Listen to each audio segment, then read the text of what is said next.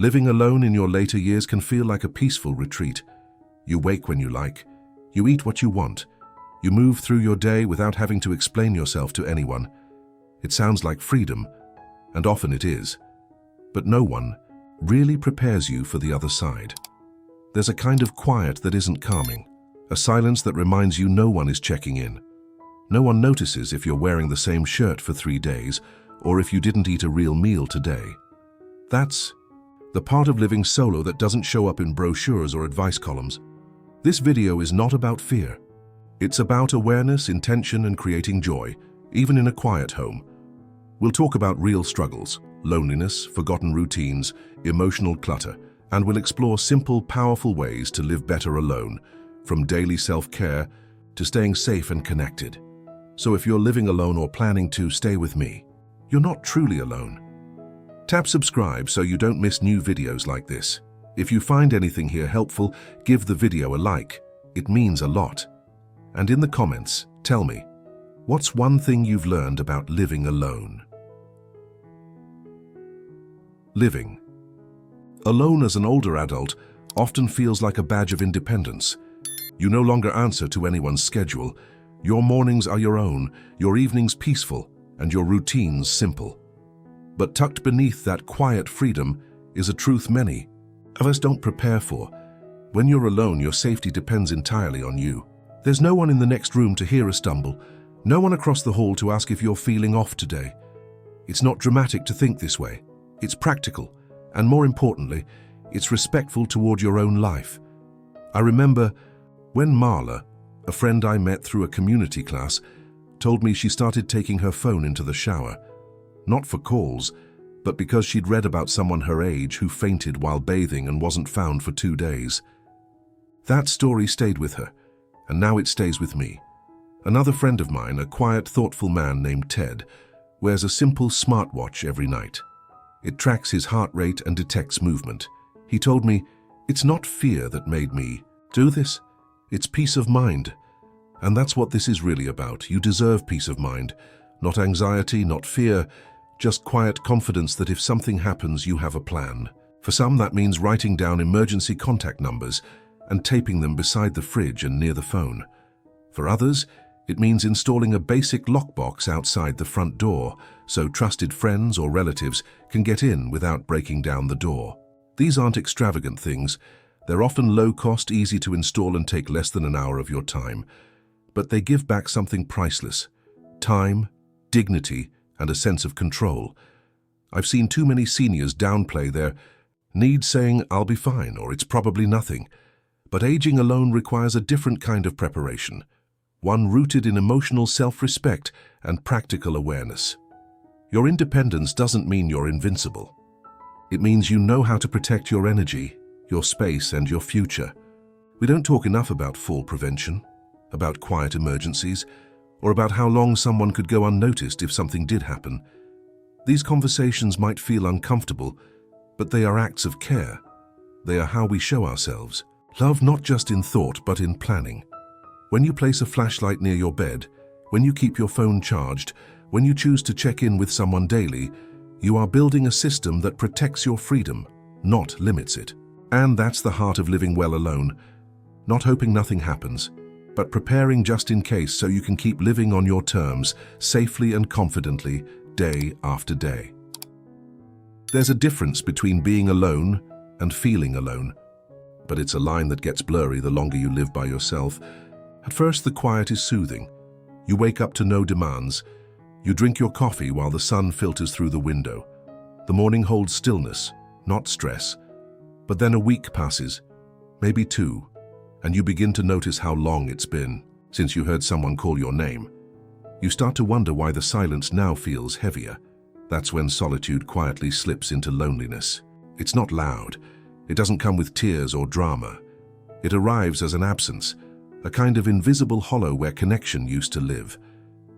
I remember one morning, I made oatmeal and realized I hadn't spoken in 3 days, not even to myself. I just moved through the house like a shadow, and that realization hit deeper than I expected. A neighbor of mine, Jim, once told me he began narrating his daily chores to his cat. He'd say things like, "All right, let's fold the towels," or time to water the garden, just to hear a voice in the room, even if it was his own. Another woman I met online admitted she leaves her radio on all day, not because she's listening, but because it makes the house feel alive. These small gestures aren't silly, they're survival. When you live alone, social connection becomes something you must build deliberately, not because you're desperate for noise, but because you're human, and even the most independent hearts still need warmth. I've found that joining a weekly online class made a surprising difference. It wasn't about learning something new, it was about having a reason to show up, to be seen, even through a screen. A familiar face, a simple hello, a moment where you're acknowledged. It restores something quiet inside. I've also started calling one old friend every Sunday morning. Sometimes we talk for 10 minutes, sometimes for an hour.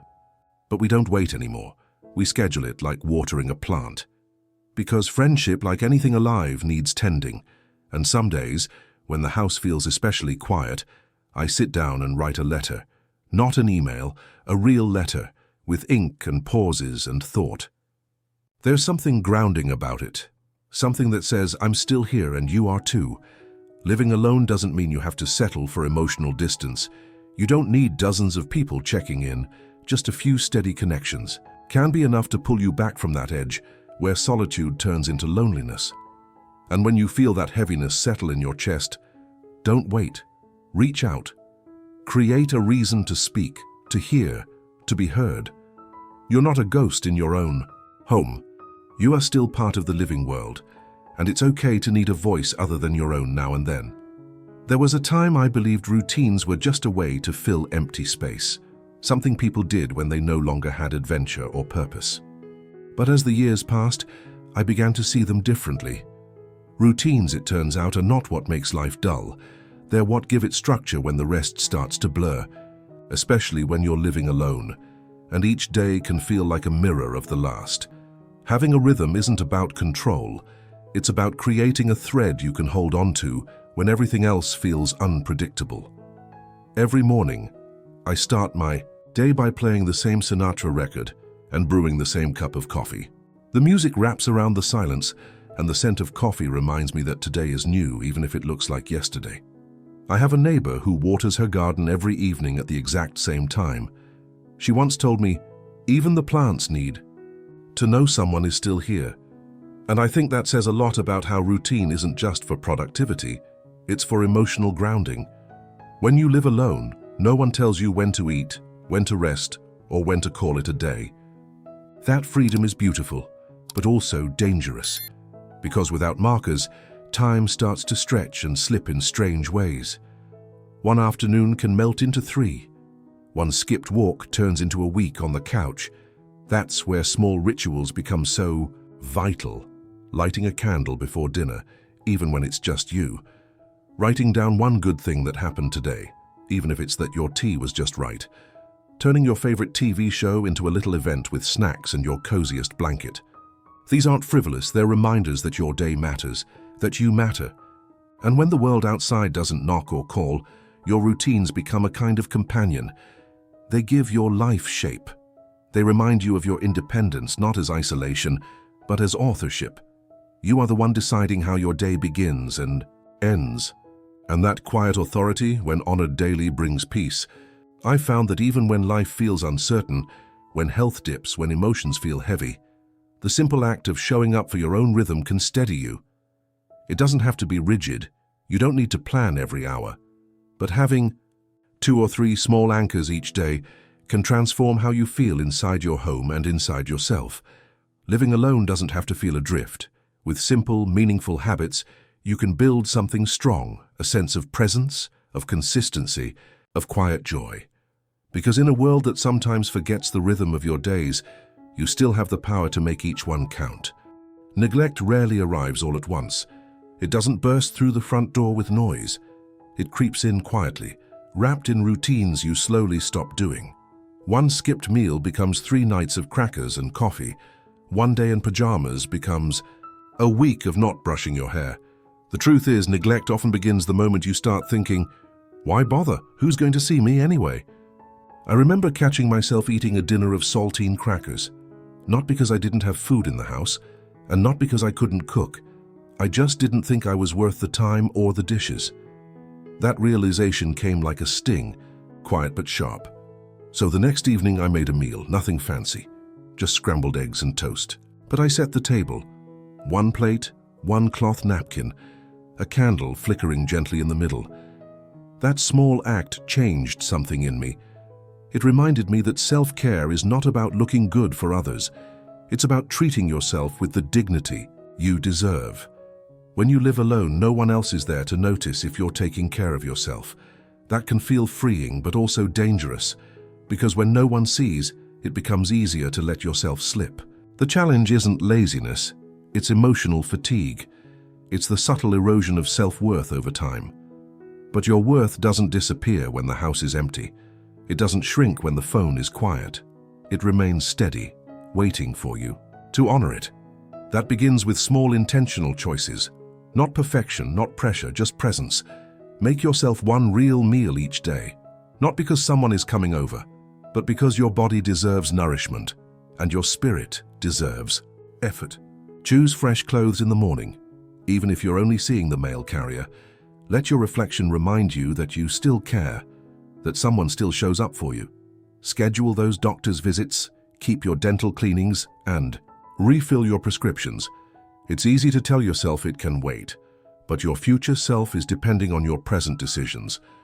Taking care of yourself isn't about indulgence. It's not about appearances. It's about quiet self-respect. You are still here, you still matter, and you still deserve comfort, health, and attention, even if no one else is watching. Especially then, these aren't grand gestures. They're small promises you keep with yourself each day. The kind that slowly rebuilds your sense of worth, your energy, your joy. Don't wait for a crisis to remind you. Choose now to make your life feel lived, even in the silence, because neglect may come quietly, but so does healing. And every cup of tea you pour for yourself, every clean shirt you choose, every real meal you prepare, becomes a declaration. I am worth caring for. You don't realize how heavy a home can feel until you try to part with something inside it. It's not the furniture or the boxes stacked in closets. It's the invisible weight of memories attached to them. Every item you touch carries a thread of your past. The teacups saved for guests who no longer visit, the faded books once read aloud to sleepy children, the coat that still hangs in the hallway even though your partner has been gone for years. These objects are more than things.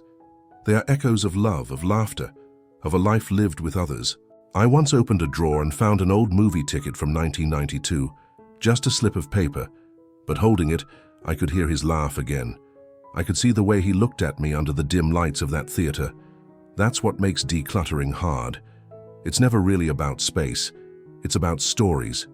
And when you live alone, those stories often feel like the only company you have left. But here's the quiet truth. Holding on to everything doesn't keep the past alive.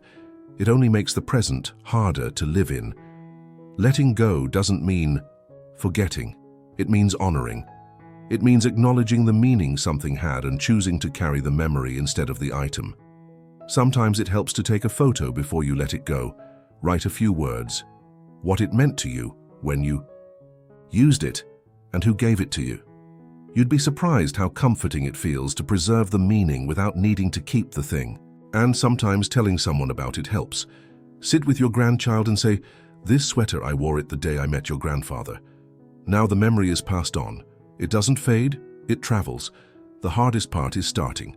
You look around and everything seems to whisper, "Not yet." But you don't have to do it all at once. One drawer, one shelf, one box, 1 hour, that's enough. And tomorrow you can choose again.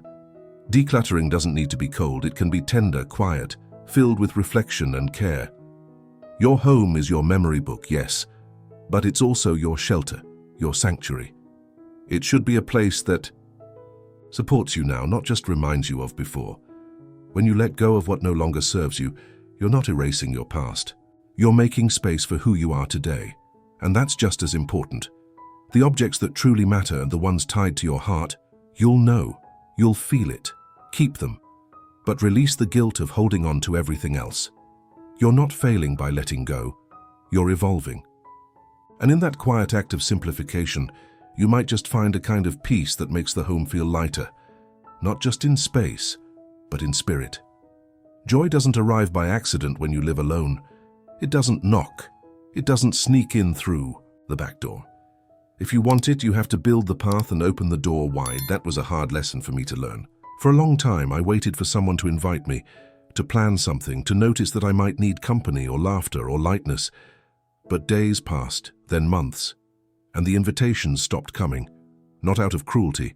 Life just moved on. People got busy. Circles shifted. One morning, sitting with cold coffee and an empty house, I realized I had been waiting for joy, as if it was someone else's responsibility. That day, I set my own table. I brought out the good china, just for me. Sliced fruit, played some, soft jazz, and called it my Sunday morning cafe. No one else was coming, and yet it filled the house with something warm, something kind. A friend of mine decided to host a movie night once a month. Nothing fancy, just a projector against the wall, popcorn in paper bowls, and a few neighbors. 5 people came, then 6.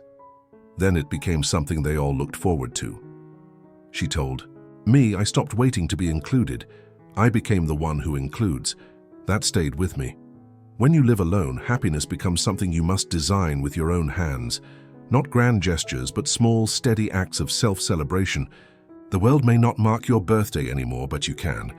Buy yourself flowers. Make your favorite cake. Sing to yourself.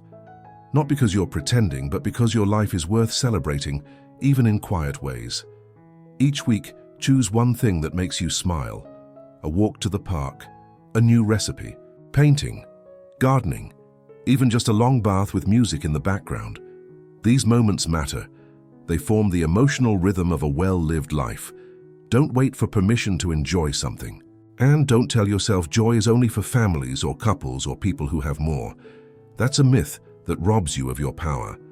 The truth is, joy belongs to those who make space for it, who chose, despite the silence, to light a candle, to open a window, to reach out, host, plan, and play.